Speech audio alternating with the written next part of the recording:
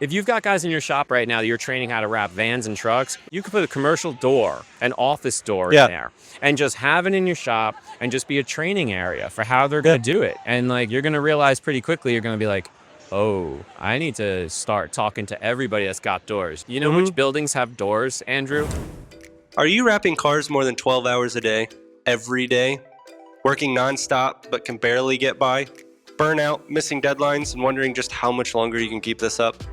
That was us too. We started our wrap shop buried under $250,000 in debt, and it felt absolutely impossible. But we dug out, built a profitable shop, and are still in the trenches of owning and operating a wrap shop. We're here to share what we learned along the way so that you don't make the same mistakes that we did. And we're here to help you with the business side of the wraps, like pricing, building a team, streamlining your systems, ultimately so that you can run your shop and your shop stops running you. Welcome to the Wrap Ops Podcast, brought to you by Wrap Fam Unleashed. Today is going to be a phenomenal episode with Shad, Real Hit Media, going over kind of the part of the industry that we may not realize is there. Not the local plumber, HVAC guy, but Home Depot, those national rollout brands, and how that actually gets done is with Shad and Real Hit Media and companies like that. He goes kind of a deep dive into what that's like working with local installers like yourselves, like myself, and we jump into it. Real quick, before we start, I want to give a huge shout out to ISA, the International Sign Association, and the Wrap Institute for allowing this to happen. This live interview is happening at the ISA Sign Expo 2026. And yeah, stay tuned. Shad, welcome to the Wrap Ops Podcast. Yeah, thanks for having me, man. It's a pleasure to have you. You are a industry legend. Oh, geez. So from the viewer, the listening or watching, who are you? What is Real Hit Media? But the more to that question, what's the background? Like how, I know we've talked a little bit of what Real Hit Media is now, but there's also, I'm pretty sure you go all the way back to like with Justin in New York as like freelance installer kind of vibe. So who is Shad and how'd you get here? Yeah, wow. All right. So This has been my career the whole time through, man. I took a sign shop job in high school, rather old school, like weeding and taping, making banners in the back of a sign shop for years, and then went to an engraving shop for a while, thinking like, maybe it would be interesting to learn about engraving with ADA signage. But the real pivotal changing point for me was when I moved out to California in 1999. This is pre-vehicle wraps or anything. There might have been some things going on, but it was pretty limited. And I was basically working in another sign shop out there. One day, I saw a wrapped Volkswagen Beetle in front of like my apartment that I was living in. But it said supergraphics.com on the bumper, right? Okay. And I reached out to supergraphics.com. I reached out to the company that I saw. And I was like, I wrap cars.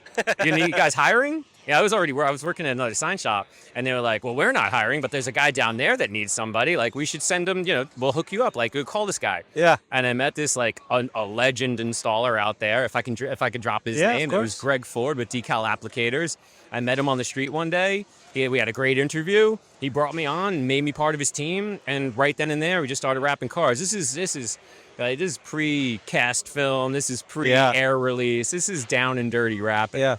And then I just fell in love with the craft, man. I worked out wrapping cars in San Francisco for a year, came back to New York, took a job in New York, also wrapping cars. Yeah. And it wasn't shortly after that I just started networking in the New York community, went out on my own, met guys like Justin. We were wrapping cars, and it was just booming back then for us. Like, we were wrapping, we were doing street team wraps in the city. Like, we were working in like, deep inside of like the hip hop community. It was pretty amazing. We were doing event work constantly. Like, we were wrapping the exterior of buildings. Like, it was a pretty wild time in New York in the early 2000s, man. Yeah. No, I mean, it is incredibly hard to find installers now, especially experienced installers. I could only imagine what it was like in 99 and 2000. Like all we wanted. There was 10 of you in the country or something. There wasn't very. Yeah, it's true, man. There weren't very many people. In fact, there was one guy when we were in San Francisco. This is a pretty cool story. There's one guy in San Francisco. He used to get flown down from Seattle. It was cool as hell, man. He used to get flown down from Seattle on the weekends to just crush buses with us overnight in these bus garages, and like he'd fly back, and I was like, yo, this is cool. Like, this is a weird industry. Like, they like, and then that you started to notice in the industry there was a certain type at the time. Yeah. And it's kind of sort of stayed with us for a long time too, where there's a hard work ethic that we all seem to have, but there's also a bit of a creative angle that we all seem to have. And then there's also just sort of an attitude that it's an interesting sort of like boiling pot of people that sort of come up in this thing. And I'm not sure when it happened or why it happened, but I was like psyched to be able to find it. Yeah. And, be a part of whatever was happening during that early time. But, you're right. It's hard to locate people. I've always just looked for culture, man. Like I've always looking like like these guys, they interviewed well, they're hungry, they're ambitious. Like, culture fits, man. No, fair enough. So you went out on your own then pretty early. So have you kind of started your own thing, that's 2000, 2001 kind of? No, it was 2003 by the time. There was an absolute bumpy period in the road. I was working pretty busy in 2001. And you're 2001 New York, right? 2001 New York, which is it was a tough time. It was a tough time. Yeah, I was super busy, and then after September 11th, I was not busy at all. Right. Like, so not busy that we were not working at all. I had to break my lease. I had to go sleep on my buddy's couch. And that was life back then. It was just like, all right, I don't know what's going to happen now. The only thing I know how to do is put stickers on things. Yeah. So it became just like, I just want to keep on putting stickers on things. So slowly over time, it didn't take much. I didn't have a family yet. It was just me. It didn't cost a lot to sleep on someone's couch. That's fair. So, as long as I was able to hustle a van or something, we were good to go. Yeah. And you're right. I met Justin around that same time. A little bit earlier than that, I met Justin. And I was getting a lot of one type of work where I needed help, interior wall murals and things like that. And he was getting a lot of vehicle wrap work where he needed help. Yeah. And we just teamed up and, did that for a while. No, that's awesome. Yeah. So was it Real Hit Media since the beginning? Like from day one, that was like the company name? Or when did Real Hit Media happen? It's always been Real Hit Media. It never had another name. It never had anything else. It came right out of the gate as Real Hit Media. Okay. So yeah, we thought it was cool. Like when we're like at the time, we're like Real Hit Media, like this is gonna be cool. But then like people would call us up and they were just like, "What are you guys make commercials?" And one person actually was like, "Do you guys sell guns?" I was like, "What?" Okay, that makes no sense. No sense. I was like, "What?" And then I was like, you know what? It's a name that feels like you've heard it before, but to me at least at the time, it felt familiar, but it also was ours. You know, so like we just went with it. No, fair enough. And what was that first few years? It was just you kind of doing that freelance side? Oh, it was straight hustle. It was just me doing as much work as humanly possible with other friends of mine in the industry that were also just one-man bands, just like me. Yeah. And we just had a trust amongst us that we were just going to split the jobs. Okay. There was no real, there was nothing crazy. Sometimes I had to do more work to get the job, and I had to do more work to build a job or whatever, but we still split the job. Yeah. Because on the other jobs that these guys would bring me in on, they would do that extra work, and they would take care of this. And it was a lot of bartering, man. It was a lot of old school, like almost like on a napkin. Like, I owe you 800, now you do this for 400, I owe you 200, like back and forth. And just trying to make sure that we always just sort of leveled off and we all got our work done. And, that's kind of the way it went. Okay. Yeah. Yeah. So how has that transitioned over time? I mean, I know we're talking 20 years and that. So it's been a wild ride, man. Like, so when did you hire? I don't know. When, if, whatever was your first like W-2 hire of like, okay, I can't do this with just a bunch of buddies anymore. Yeah, no. I need to add a permanent person to the team. I know it exactly. We were wrapping these, they were called bicycle taxis in New York, where there was like pedicabs, like you'd like pedal people around town or whatever. We were wrapping them with advertising at the time. Okay. And there was this, it's crazy. You might actually hear me telling this story on air. But no, there was this installer named Max that was out there working in the bike shop. Okay. And he and I got to talk, and he was way younger. At the time, I was, 25 years old. So he was probably like 20 years old or even younger. Okay. And I got talking to this kid, and he seemed kind of interested in what we were doing. And I was like, needing a little bit of help, like cleaning these things up, and he showed some hustle, and he started wiping them down for me or whatever, and then like he ended up being like my first hire. And I realized at that point, he was like a creative kid. Remember we were talking about a certain type of character?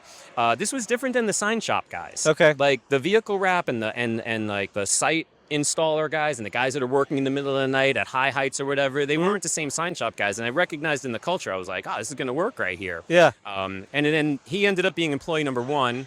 Employee number 2 showed up. We were wrapping the front of a building, me and the first guy, Max. We were wrapping the front of the building, and this other kid comes walking by. This kid from Sacramento, California comes walking by, and he tells us that he knows how to do it. And we're just like, oh, really? And like the panel drops down, and we're like, so you squeegee the rest of it. And dude, like lightning, like when someone knows how to control a squeegee. And I was like, all right, man, you're employee number 2. Yeah. So now I had 2 guys on the crew, and like, they were living in Brooklyn and Staten Island. I was living in, I think, Queens at the time, or Brooklyn maybe. Okay. And now I had 2 guys that I can train. Yeah. And that helped me scale the company because now I had help. But they were never vehicle wrap guys. This is where my story changes from versus a lot of other people's story in the industry. Like I was an original vehicle wrap guy for sure. And Yeah. I love wearing that, badge. But I was never a vehicle wrap company. Okay. When the company started, we never touched cars. Okay. Like these guys don't even know how to wrap cars. Yeah. We would take a bus job. We would take a truck, a truck wrap or whatever. Like, but it just felt like flat walls with rivets. Right. Yeah. Or it felt like something that just had to be close but not perfect when it was bus wraps, so it wasn't vehicles. Box trucks, trailers, buses, and walls That are kind of all stuff. very similar. Yeah. Or like transit buses in New York, like they didn't pay a lot of money, but they weren't highly scrutinized, as long as the text was straight and, you didn't leave a mess behind, you were good to go. Yeah. But that was the extent of vehicle wraps with these guys. I just fell in love with every other aspect of the industry. I fell in love with events. While my friend over there was running, like just nothing but vehicles all the time and excelling at it, I was just fascinated with doing event work. I was fascinated with doing work in museums in New York at the time. Like that was the culture I wanted to be a part of. Like I wanted to be that company. And then we started attracting good talent, getting more and more installers as a result. It was cool. It started to become a thing. Yeah. I think it's cool or funny now just how, honestly, kind of how ahead of the times you were, because I feel like I'm sensing that transition now, like even with, so those of you that are watching, when he's pointing at and saying, my friend over there, he's referencing the demo depot where Justin Pate is actively doing a bunch of demos kind of throughout this entire event. But even their content is now transitioning to other things outside of vehicle wraps and going to the architectural films and the wall wraps and stuff. You just beat them by 20 years. That's what we try to do, man. Yeah. That's what we try to do. That's been the name of the game. With those same 2 first installers, the timing of it just ended up being that it was in 2008 was a big financial crisis in New York, and we had already teamed up with a company that was wrapping buildings and advertising. So we were getting comfortable wrapping buildings and advertising. It'd be like a Home Depot ad or an ad for some movie that was coming out on HBO. Yeah. And they seem kind of ordinary now to see them because they are everywhere. But this was not an everywhere thing at all. We were just doing them in New York in the storefront windows, and we were crushing it. 2008 hit. The financial crisis hits, and suddenly there's prime real estate available everywhere. Fifth Avenue suddenly has vacancies. Well, guess what? As gross as it sounds to say, sugary drink companies now wanted to put their ads on the windows on Fifth Avenue. We were more than happy to put those ads up for them. This agency at the time that we were working with in New York, we're like, you think you guys can do this in other markets? If we want to go to Chicago, we want to go to San Francisco and this and that. And I did what I always did, which was just, of course we can do that. Yeah. And then that was how I started to meet these other national guys that we both know, the 2 of us. Like we got like Jeb is in Chicago. I met him around the same time too, because I was like, I have to find someone that can do this stuff.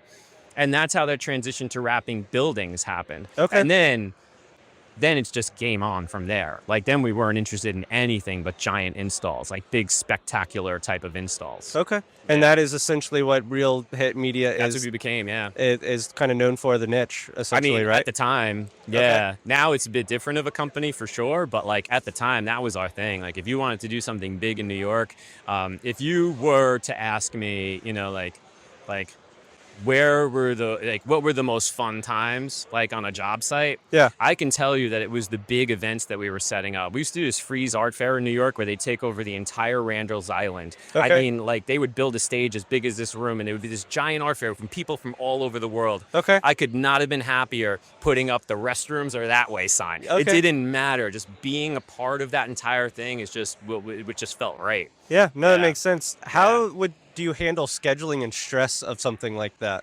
Because that's not just for like I own the wrap shop. Yep. We primarily do vehicles. Yep. And it's like, hey, in 3 weeks, bring your van in. We'll get it done in this week. But for that, it's like, okay, you have 72 hours to re-outfit an entire square block for this event, and then probably right at the end. Now we need you to come Now we in gotta and strike tear it. it all down. Yeah, now we got to strike it. I mean, look, Strike it, is that the term?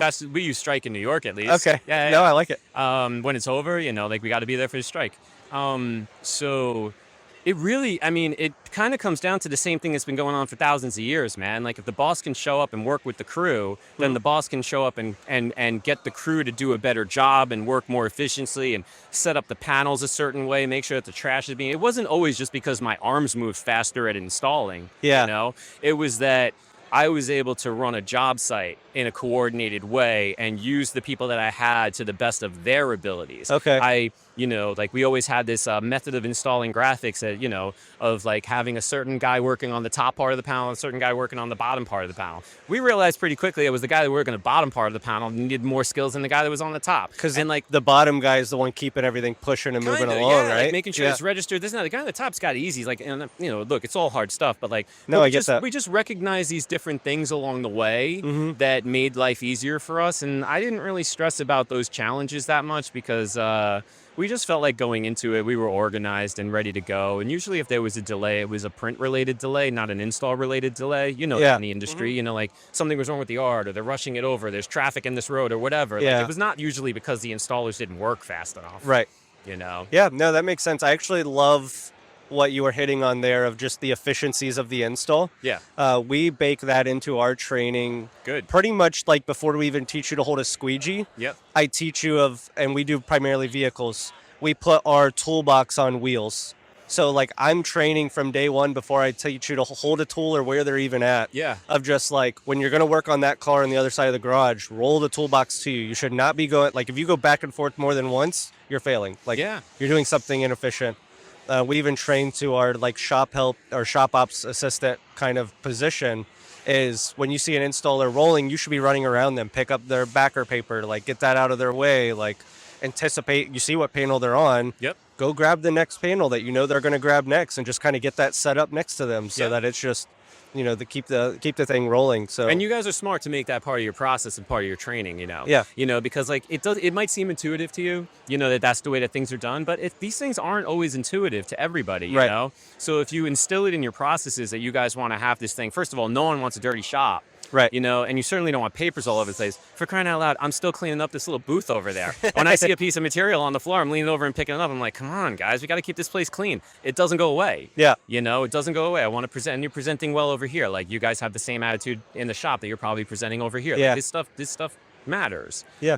And keeping it keeping it within the culture of the shop, I think is important. Yeah, we call it, I refer to it as like my Henry Ford methods. And that's like, there's like kind of, a few types of Henry Ford methods that we kind of teach, even from getting up and down off a ladder or scaffolding for a project. It's like, if you had to go up and come down and go up again, like you did something inefficient. Yeah. So like evaluate your movements. Like if you're wrapping, then trimming, then wrapping, now tucking, then trimming. Then it's like you went to your pouch 4 times. Yeah. You could have done all the wrapping, then all of the trimming. Yeah. So even to that, like kind of, we call it our Henry Ford stuff. So at like all of our install team knows like when they mess something up, they're like, yeah, I should have Henry Forded that one. And like actually, kind of did one task than the other for efficiency. Well, I'm going to give you one back, man. Yeah. Another thing about Henry Ford. This is where you're Henry Ford, okay?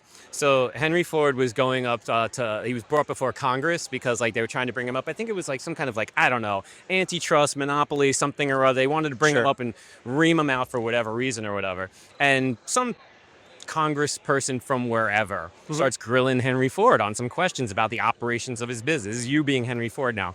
And Henry Ford's just sitting there. He's like, I don't know how to do. I'm speaking like me, not Yeah, Henry yeah, Ford. yeah. I'm sure you had a much better voice than mine. He's like, I don't know how to do everything in my company, but I have a series of buttons on my desk. Remember the time period we're talking about? I have a series Yeah. of buttons on my desk, or if I push this button, I know I can get in touch with accounting. If I push this button, I can get in touch with that. And I'm just like, yo, Henry Ford. All right. Like that Yeah. totally makes sense. So it's hard not to look at your own company that way. You know, like I don't know everything about Real Hit Media anymore. Yeah. You know, like I can speak about our vision and what we're trying to do as a company, but I got those Henry Ford buttons on my desk too right now. Yeah, no, You that's know, so that's what it is to build a company. We just have different buttons than he did. His were probably all cool and glowy, Yeah, and, yeah, you know, yeah. old school and wood. you yeah. know? There was billions behind those buttons. Seriously, yeah. But yeah, no, that's very much the like my kind of catchphrase, as you will, with our shop is my goal is to become the least important person in the shop. Absolutely. Especially from at least the day-to-day operation standpoint, too, so that I can lean more into that long-term vision, where are we going, process systems, kind of those long-term things. Yeah. And that's tough because sometimes that's with a customer, like they want to deal with you because they've dealt with you for the last 5 years, and it's like, okay, but like, Samantha handles that now, Yeah. so I'm going to pass you on to her because Yeah. she does her job better than I could try to do her job. Yeah. But I mean, you're still always going to have to be available to those Of course. customers. You know Yeah. what I mean? Like I've had it made very clear to me that it doesn't matter how many project managers I have, and it doesn't matter how many crews that they're running. If they want to strangle one point, it's my neck getting strangled. That's fair. It's that's the truth. Yeah. You know, and I'm willing to put my head in that noose. And that is what I've been willing to do for the longest time, is be like, bring the challenge. I'm Yep. cool. Let's try this, Let's try it, and, we're going to do it in a safe way. I'm not trying to do anything dangerous here. We got to be really careful. We do work in an industry where accidents can happen. We're not going to be brazen about it, but man, let's go. Yeah, no, fair enough. Well, I would like to take a quick pause, kind of give the sponsors the shout out they deserve for helping us make this podcast a reality. One thing before you go to that break is we are a startup podcast. Please like, subscribe, share it, send it to another wrap shop owner that needs to hear this, and we will be right back. After years of running a wrap shop, I've learned this. Your supplier should be a partner, not a question mark. That's why we trust Grimco. For over 5 years now, they have delivered on time and backed us when it mattered most. There's enough to manage in this business. Your supplier should not be one of them. Set up your new account today. Use code RAPOPS5 for 5% off your first order with Grimco. Welcome back to the Wrap Ups podcast. I have Shad here with Real Hit Media. That's all right. My whole life it's been that, man. It's all right. And one thing I want to specifically dive into on the kind of second half of this is what Real Hit Media is now, and then we'll kind of go from there, because Real Hit Media isn't just you and a couple guys anymore doing a few installs in only New York and Chicago. Not at all. You are, kind of national rollout, running some giant campaigns. Yep. What is Real Hit Media, today and 2026 and beyond? Yeah, I mean, we're a project management company at this point that focuses our attention primarily on pressure-sensitive films, right? So all we want to do is stay in our lane of the old lick it and stick it. Okay. Like whatever it is, like whether it's, we don't get involved in wrapping vehicles. I do think that is better served for the hyper local community of taking care of, what's going on around them. And then there's the national, accounts doing fleet work. That's not for us at all. What Real Hit Media does is we manage large scale rollouts for our clients. So if someone has a list of 300 or 400 stores that they need to have graphics installed at, they can try to hire a team in Memphis and a different team in Colorado and a different team here. And good luck with that. Because unfortunately, along the way, there's a lot of great installers in this country, but at the same time, there are different levels of installers. Yeah. Where we figured out along the way is that we just naturally, by networking and knowing the installers, have been able to grow our network of qualified installers, the people that do good work for us, the people that are real wrap shops. And that's been kind of a secret ingredient for us, is being able to find and manage those teams.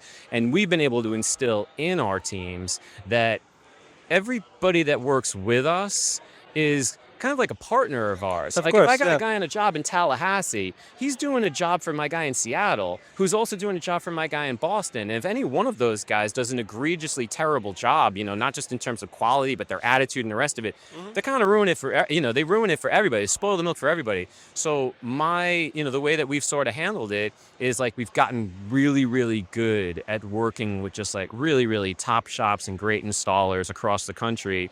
And we keep on adding to them. Yeah. This is true. We keep on adding installers to it because our industry keeps growing. Of course. That's the thing. And I see so many opportunities out there for all of us in the future outside of like the vehicle wrap market, which is just an obvious one. Yeah. I see so many opportunities that we just want to, help people put on some big flat decals every now and then. Yeah. Doesn't always need to be wrapping a bumper, man. Right. You know right. what I mean? Yeah, Like, no, there's plenty of flat walls we can all like share in on. Flat out there, walls, storefronts, kind of the whole thing, right? Oh, glass films. Yeah. Sun control films, security films. Yeah. Like that's what's going on. Like these bird deflect films. There's all these different materials out there that are being used. Millions of square feet of these flat materials are going up. I've been joking around for the last couple of years, like I'm just in the rectangle game, man. That's it. Yeah. I just want to be putting rectangles up. That's it. Whether it's a mural in a retail space or it's window graphics or whatever, like I just want rectangles, man. Yeah. That's it. No, I mean it's quick, it's good money. There's enough meat on the bone for everyone, from your company all the way to your kind of on the ground guys. For the most part, yeah. And I think one thing that so for the listener that maybe doesn't even know about this part of our industry or this world is you have all of your kind of local, hyper-local markets. You have your, your plumbers and HVAC and whatever. Those guys that are, they service 3 zip codes and that's it. Yeah. They might have 30 trucks, but that's it. And then you have this whole other side of the market that is the Home Depot's large national rollouts. You have those national brands like yourself that manage that. I think what sets you apart that I like hearing is like you started as the installer, going up the side of a building and installing, the graphics. Yes. Where we deal with a lot of those kind of project managers. We're in Dayton, Ohio. So we have a few that are kind of on our customer list that when they have something in Dayton, we usually get the call to help them out. And man, it is a pain in the butt sometimes dealing with them because I'm dealing with a company that has never actually applied anything. They might as well be they probably don't print either. They're just like a sales rep shop. Terrible at, I hate to say terrible at project management, but terrible at project management. I think because they don't intimately understand the installer. Yeah. I love hearing that like you started as the installer, then built this thing, to a national scale to where now you're working with other installers all over the country, but you have that experience. So when you're, vetting your local guy on the ground, how we'll act like the person listening has never signed up to be a contractor for any national brand before. What does that even look like? Where do they go with Real Hit Media in general, but how do they get into that game? What, from a national project management company, what is appealing to that installer? But then also, how are you different in supporting that installer as compared to maybe some of your... Well, I mean, just to circle back to where you started, like the difference of support, like I never ask installers to do anything that I wouldn't do or haven't done. And I do believe that most of the people in the industry that know me know that. Yeah. Also about that. So if there is a question about an installation or they can reach out to me about these things directly. It's okay. There's no Henry Ford button for that. No, I mean this is where you and I are Henry Ford. You know what I mean? Like we need to it's time to have that conversation. I'm available for that conversation. And I think I've done a decent job, even though I've been, for the most part, trying to lay low and behind the scenes. I'm not trying to be a social media presence or anything like that. I'm just trying to run a good business here and trying to get people. I'm available and I don't ask anybody to do anything I wouldn't do. And I think that everybody knows that I'm also an installer. Okay. From back in the day or whatever. So there's that. When it comes to the teams that I'm trying to hire, and this is a great question.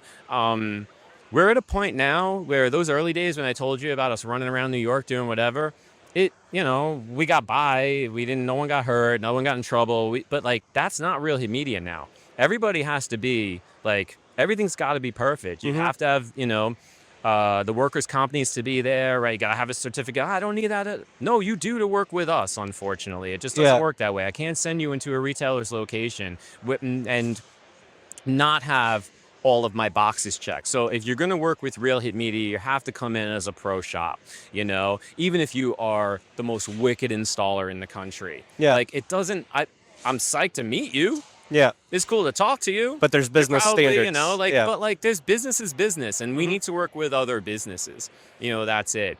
I can say that, we do really, really well with shops that are at a certain point of growth in their own business, right? The 1 and 2 person shop is in such a straight hustle mode, that like they're so hyper focused on what they're doing locally and this and that. They're just trying to get things going, and we have a lot of love for those types of shops. And then but they can be difficult sometimes to work with because they're stretched really thin. We've all been there. You've been there. I've been there. Like that's it. You're stretched really thin. Yeah, when you're Then trying to, I was just say when you're trying to install, manage production, and also answer the phone and manage the email, it's just a tough spot to be at. There's no buttons on your desk. Yeah, You're that exactly. guy. Yeah. And but then there's the other level shop. You got 50 or 100 people cranking out trailers in one location, whatever. That's amazing. Good for you. Great business. I'm glad you're out there doing it. But you're also not going to be a really good fit, because like you're just going to have teams camped out. The way that we find our best fit are those like growing companies that have like 4 to 10 installers or whatever. Like the boss is still on job sites. He's taking charge. He's got someone in the office that's making sure that the bills are going out. Those are the companies that we have been able to help buoy up and even get bigger. We've got a lot of companies we've been able to help grow these companies because we're able to feed them work and try to feed them a little bit of mentorship in terms of like what it takes to work for Real Hit Media. Because if you can work for Real Hit Media as a subcontractor, that's going to be a good barrier into working with just about anybody. Yeah. Because the retailers that we're working with demand it. So if they demand it and then we demand it, you're good to go. Yeah. So go do it. Get your lift certification. I don't go on a lift very often, Shad. Well, guess what? Even if I want to send you on a 19-foot scissor lift, I can't. Just because you didn't go to a 4-hour class in the morning proving that you're not going to drive that thing through a wall. Right. So do those things. It doesn't take much to be a pro. Yeah. And then your hands are going to tell the rest of the story. Yeah. And there's no such thing as being on time. Be early. Yeah. It starts on time. Yeah. No, Be early. That's so critical. I couldn't park the car. What? Be early. Yeah. Seriously. No, that makes sense. I do not want to get a phone call from some general contractor about somebody that's running late. Right. Because they got on a long line at McDonald's. Yeah. Are you kidding? Yeah. Like, No, be prepared. early. Yeah, be prepared. Yeah, to that credit, you were, we're literally just a row, like a lane away from you, and you were here like 12 minutes early. I So tried, it's like, man. yeah, you left enough time to like hit the food court and still get here on time. See? I tried. So no, that definitely shows. So from a wrap shop perspective, so like a lift certification should be something that we should be looking into. You should have your OSHA 10, OSHA 30, like go and get. And that's just from the OSHA website, right? And then that kind of takes you where you would need to go locally to get that certification, or I would rather not give direct advice on where to get things right now. Fair enough. Yeah, on that. Okay. I don't want to mislead. Like there's plenty of ways to get certified. Just go and look it up. Okay. And and understand that these are things that you're going to have. Yeah. No, that makes sense. So lift certification, what are some of those other things that you look for? I'm assuming like, an insurance policy that's, you have $1 million and whatever, or Unfortunately, your desk certificate of doesn't have my insurance? buttons on it right Yeah, now. fair enough. Or else I could hit the button and give you those requirements. But if someone does reach out to us and wants to get onboarded, we have a very easy onboarding system that makes it very pretty obvious the things that you need and don't need. Okay. Yeah. No. But as no. far as like what those requirements are or whatever, I'm sorry, Andrew, I don't know the answer to that one. Yeah, no, it's fine. I know for us, when we're working with some other shops, definitely certificate of insurance matters. We've never had issues where we were like not covered well enough. I think ours is, I don't know, it's like $1 million, maybe $1.2 million in liability or something like that. But it's, to your point, every time we work with another vendor, we've always just like, as they've required us to raise the bar, I've never like, bitched or complained about, oh, they need more insurance. Like, no, I'm not doing it. I've always been under the mentality of like, okay, if they require it, I'll meet their standard. And if I can meet that standard, then I meet everyone else's standard. Yeah, man, you're doing it the right way. It kind of like you're essentially from that perspective, reach out to you, get the list of the requirements and then like go do them because if you're qualified to work with Real Hit, you're probably pretty good to work with anyone that calls you. Yes, and like, look, we're happy to help. Like Yeah. at the end, I mean, I'm still like, I love this industry. Like, I love the people in this industry. I want to see this industry grow. I want to see us moving into architectural films more. Yeah. I want us, like, they're not cutting down trees anymore when they're building these interiors, these malls and these airports or whatever. They're using, pressurized wood that's getting wrapped in different Dynoc materials and other types of architectural films, like, Yeah. like of the different brands. There's so much opportunity out there, going on right now that this thing is exploding. I want people to get excited about the work that we do. Yeah. It doesn't make any sense to take every single panel that's going up inside of a new stadium that's being built in your town to have them all, wrapped overseas and then brought back. Right. No, they're going to bring the raw material here. And then we've got these jobs that we're doing in New York right now with these architects coming in from overseas. They know this. Yeah. So once the architects start to realize that this is something that they can use, and guys like us are able to fulfill on that, we're going to see that industry rise in the same way. Look, man, when I started doing wraps, they were sandwiches. Okay. Straight up.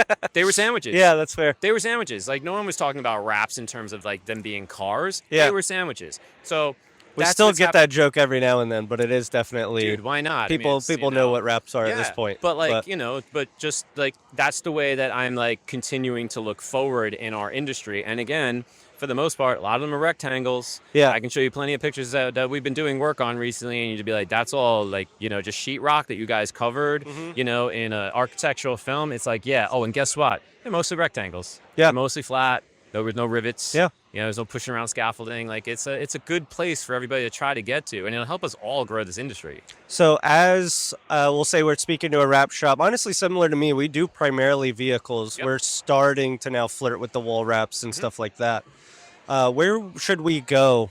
Like, should we be paying attention to, everyone's doing it. Like, I saw Metamark is showing a lot of their architectural stuff.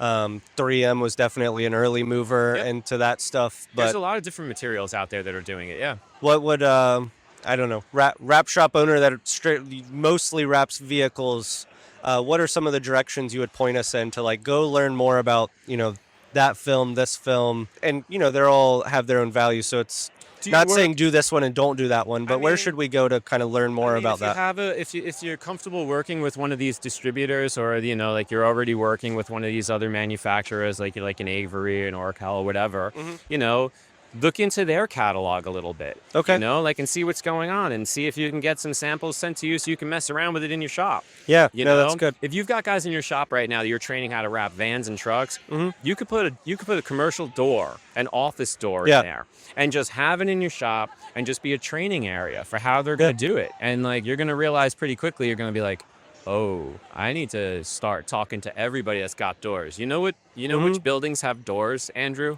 All of them. Do you know which buildings have windows, Andrew? Yeah, all of them.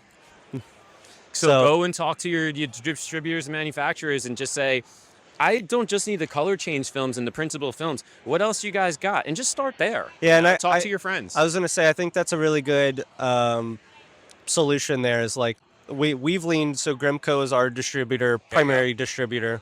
They are, for what it's worth, they are, a sponsor of this podcast, and they have done great. Of when I've had questions like that, I call them and be like, you're the distributor, you're moving all of this material around. Like, what's really moving? What are people actually like using? And give me like that 1, 2, 3 that I should be paying attention to go get training. And to your point, most likely your rep will probably send you a sample or two to like start messing with it and kind of getting used to the material. They want you to be proficient with the film. Yeah, of course. And they want you to be and they want you to sell the film too. Yeah. And if you're already working with a landscaper that's got 30 trucks, they probably got an office. Yeah. And they might not have, and they might have an office that could use a bit of a refresh. And you're going to be like, hey, we could do a wall mural in your office or whatever. But don't not look at those other areas of the sticker industry. No, it makes sense. That we're in, yeah, and that everybody's really kind of invested in. And I think that a lot of these manufacturers, it should be obvious when you walk around the floor here how many people have these products out. We're not making this up. It's coming. Yeah, the wave is coming, and it's just making its way over here now. Yeah. Well, Shad, if someone's listening to this podcast, say we're 2 weeks or 2 months from now, and they want to get onto, the Real Hit Media's, network, how do they work with you? Yeah, I mean, definitely you can send an email to us just at team@RealHitMedia, just letting us know who you are. You can go to our website where we have an installer sign-up sheet. You can just kind of reach out to us there. It's certainly not as easy as just like, oh, I sent in the sign-up sheet. Like, where's Fair my enough. next email on my job? But Yeah. that's a way to get the conversation going. And then, usually myself or one of my project managers will give a call and kind of like give a quick vetting. But like, that would be it. Just go to the website, shoot us an email, and that's an easy way to start it. Yeah, no, I absolutely love it. And to the wrap shops that are listening, it's huge. I like to frame it and kind of think of you guys that are doing the national rollouts as almost like additional sales reps for us. So most of the time, we're not competing for the same customers. It might be in the same zip code, but your customer just has one location in that zip code. We're not really competing. And it's great to just get on your network, be a preferred installer, and then really just kind of think of you guys as sales reps of like, okay, we'll wait on them to sell a job in our area, and great opportunity for us to jump on some flat square footage at a high volume. And honestly, man, it's right back at you because we need you to help support us Right. in the same way. Now I can confidently tell them that, like, listen, you got a job in Ohio, we're good. Yeah. Like, I got a crew. I'm going to go out there, like I will. Yeah. I'm going to go out there. I'm going to work with you guys and be like, this is how these doors are going to go. And then it's going to be like, you're good. Like, these Yeah. guys are going to be all right. And I'm going to trust you to do it because, like, I know what kind of shop you run. Yeah. And, that's just the way that we can keep moving this thing forward, man. Yeah, fair A enough. lot of decals to install. Cool. Well, to the listeners, please definitely go check out Real Hit Media. Thank you, Shad, for being on the podcast. Yeah. And one last request. We are a startup podcast. Please, please, please like and subscribe. Share this with another wrap shop, especially those, you kind of heard him say it today, those wrap shops with that, 4 to 10 installers, the ones that are real gritty, trying to grow that shop. Send this to them, and let's get them into the Real Hit Media network. So, cool. Till next time. Thank you, Appreciate Shad. it, man.